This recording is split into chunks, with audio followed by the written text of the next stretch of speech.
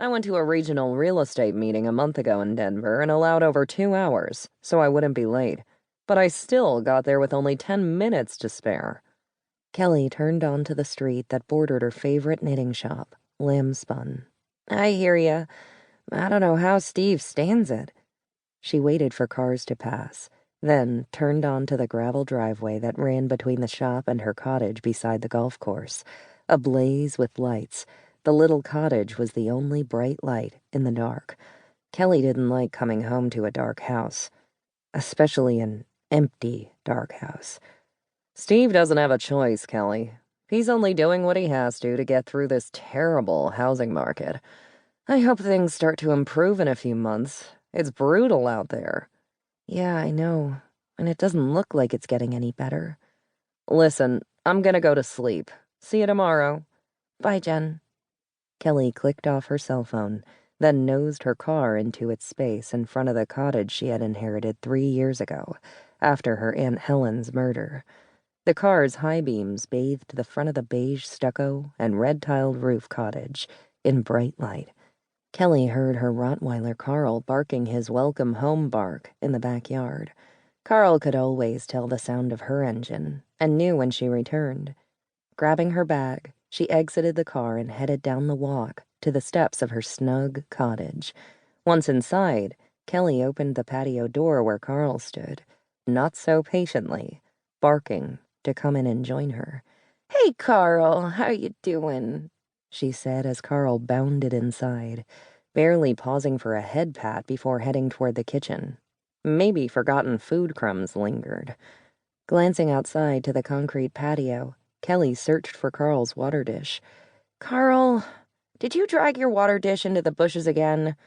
I swear you must be dying of thirst by now. She stepped out onto the patio and scanned the ground for the blue dish, when a slight movement to the left caught the periphery of her eye. Turning quickly, Kelly was startled to see a young woman standing only 6 feet away from her on the patio. Kelly instinctively jumped back, her heart racing double time. What the hell? She cried, staring at the young woman standing in the dark.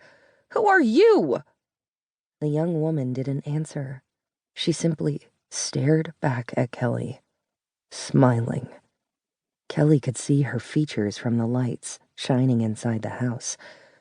Who are you, and where did you come from? Kelly demanded, peering at the girl.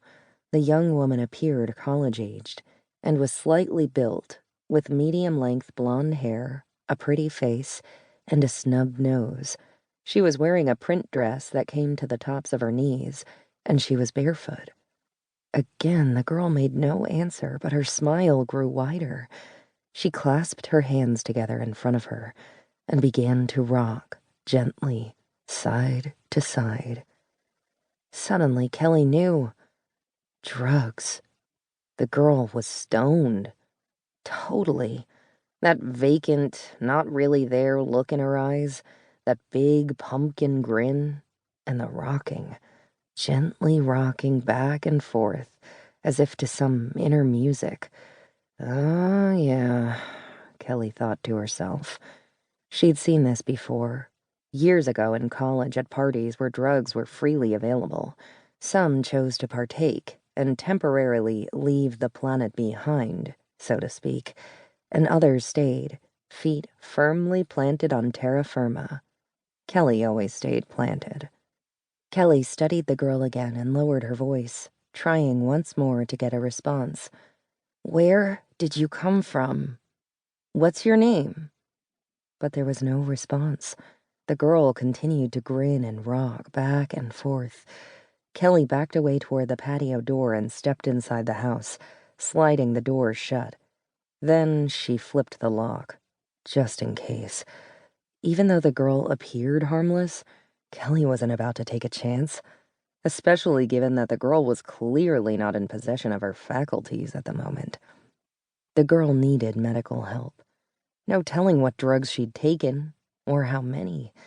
There were several apartment complexes across the intersection with the big box shopping center, and there were also older neighborhoods housing students bordering the Old Town area. Maybe she wandered down the